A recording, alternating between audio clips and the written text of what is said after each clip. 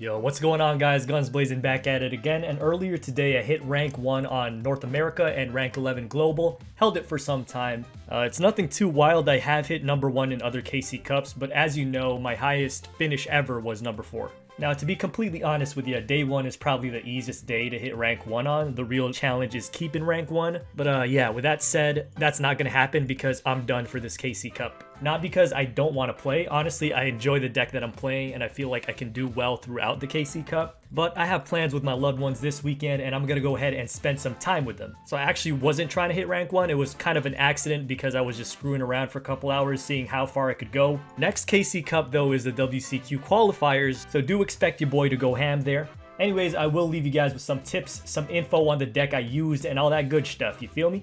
So this is the deck I used. It's Restart Masked Heroes. It's literally the exact same deck I ranked up to King of Games with this season. No changes have been made, and the reason it's doing well is because it beats Sylvans most of the time. It beats Cyber Angels, it beats Sea Stealth, and honestly, like, most decks. It's all about that Moscow change. Now, first thing you might be wondering is how important are 3 Ankis to this deck? And my answer to that is 2 will be okay, but if you want to use the deck to its full potential, you need to have 3 copies. It does matter, and you will need your 3rd Anki to go for game in a lot of situations. But hold on, before you bust out your mom's credit card and go ahead and buy 3 Ankis, do listen for a couple more minutes because I do have a very important disclaimer to tell you. But first, a little more about this deck. It closes out games fast, which is a huge advantage because I'm winning a lot and I'm climbing faster than most other players. Since I play fast, my deck's fast, and either I OTK or they scoop. And of course, the deck has just enough counterplay cards teched in with Cosmic Cyclone and Forbidden Chalice. And that's what allows you to take care of the decks that have back row or pesky monster effects like Sylvan Mushroomo. So I dueled exactly 53 times and won 37, lost 16 for approximately a 70% win rate. The decks that did give me the most trouble are Geargias, since they usually have enough back row to stop a quick kill. Arcfiend Emperor is also sometimes a problem, and Sylvans if they get lucky. This deck, however, I feel does have a favored matchup against all of those that I just mentioned, but I'm just saying most of my losses came from those decks. Now, huge disclaimer, you copying and pasting this deck does not instantly mean you'll do as well as I did. As a matter of fact, by the time this video is out, the meta has definitely already shifted and you probably won't be able to cheese as hard with this deck anymore. Even worse, this video being up will cause people to be aware of this, so yeah, my apologies as well for everyone else who was running this deck, but either way, people are gonna catch on. There are no KC Cups anymore where the same one deck will get you through the entire cup with the same high win rate. People will adjust, people will adapt, tech in their cards, play decks that counter yours. All this video is letting you know is that Masked Heroes are a decent deck, but it's up to you to decide if you're gonna play it, how you're gonna adjust it to the meta after they adjust to you, or you might decide that, hey, this deck is getting counter decked too hard, it's time to switch to a completely different deck. Now, before I leave you with some replays, just a couple of tips for you, just as I do every KC Cup. Number 1, have fun out there. If you find yourself getting pissed, tilted, or simply just not having fun, take a break. Not taking a break and not cooling down will lead to more losses because you're frustrated, which causes a vicious cycle of tilting and losing. Number 2, don't look at the KC Cup as a grind, but take it one duel at a time, one play at a time. Ensure that every play is the best one you can make, because in the end, making those clean plays and avoiding misplays will be what gets you that high win rate, allowing you to soar above the competition. Use this time to try to play as perfectly as you can so that you can learn and improve as a duelist, because it's not just about racking up those points, it's about becoming a better player. So without further ado, hope you guys enjoy the KC Cup and your weekend. Here are some quick replays, and this is Gunsblazing signing out. Okay, so if you're wondering what name I was using when I was climbing, it's Taya's Buns with a $sign. But don't worry, she's legal in Nigeria, as we revealed last video. Anyways, let's hop into this replay.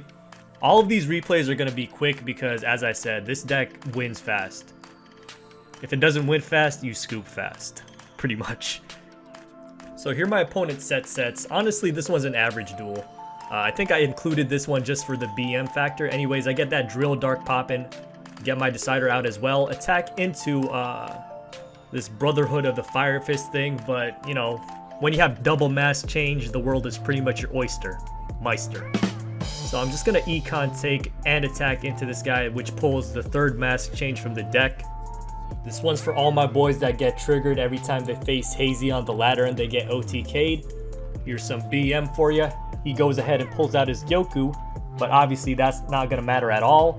I'm gonna pick up that second Moscow change. and just, you know, stomp all over his nuts like that. I'm gonna mass change my Anki, and then I'm gonna mass change my Decider. Completely unnecessary, but you know, we had to do it to him. I have no idea what the other face down is, but it wasn't poppable the entire time. And yeah, that's it. Here's another small thing. People will be using all kinds of characters throughout the KC Cup, but they'll be running the same decks. Like, for example, this guy's running Jesse Anderson, but you can't be like, oh, it's Jesse, he's gonna be running Crystal Beasts, I'm gonna underestimate him. That's an easy way to tilt yourself. Just, you know, expect the worst. So here I'm expecting Sylvan's for sure because he's running an Ultimate Prov. That is a common tech card in Sylvan's now. Anyways, how I deal with this is I just mass change right off the bat in the main phase. It doesn't really matter. When you do it, they don't run Spheribola. And I do this because I have a Chalice. So he can't draw into a Martial Leaf and then destroy my Anki, preventing the mass change effect. And that's an easy OTK because I just mass changed the other guy I attacked with. And yeah. So next thing I want to tell you about in this next replay is sometimes I don't play cards even though I can, and I don't set cards even though I can. Sometimes it pays off, sometimes it doesn't. You got to know when it's worth it. But for example, in this duel, right, I do play my Drill Dark and my Celestial. Sometimes I won't play both, like I only play one because I'm not guaranteed to have another monster to mass change with the next turn. Here I play them both because I think at least one of them is going to survive, but I don't set the mass change because I want zero risk of the mass change being destroyed. Mostly I'm worried about Cosmic Cyclone, but here it turns out he has an Alien Telepath, and the only thing that he can use that on is my Econ. Honestly, I should have Econ taken here, and it would have prevented this little play with the Mysterious Triangle. But honestly, another reason I'm not too worried about playing these two monsters is because if he kills both of them, then Celestial can pop from the grave and draw me 2 cards. So here I decide not to mass change the Decider I top deck right off the bat. Rather, I'm just going to attack into the Alien Telepath, and it turns out I net the kill. I don't know why he A-celled after, but you know, to each their own. He decides to pull another Alien Telepath with his A-cell recombination from the grave, but I don't allow him to pop off on my back row. I mass change before he gets to pop Telepath, removing all the counters from my side of the field. But he goes ahead and chains his Brainwashing Beam. That may or may not be an animal play, but I'm going to run the monkey noise anyway because some people are into that. And yeah, on to the next replay. So this one right here is a mirror match. He's also running D heroes with mass change, presumably with Dark City. But anyways, the takeaway from this duel is that even though they have a back row set like that, and I don't have like Cosmic Cyclone to deal with it, the best play is to go aggressive anyways. Because first of all, it could be just a bluff. Second of all, it could be a back row that doesn't even matter. And third, we have more mass changes in our hand than he has back row. So obviously, if he pops it, then we just roll with the other one. But here I'm just going to end his life with the Forbidden Chalice combo. You have to pop this specifically in the damage step, or else Anki can't direct attack anymore. Especially in this case, he has a Decider, so if I don't pop it in the right step, I won't be able to attack at all.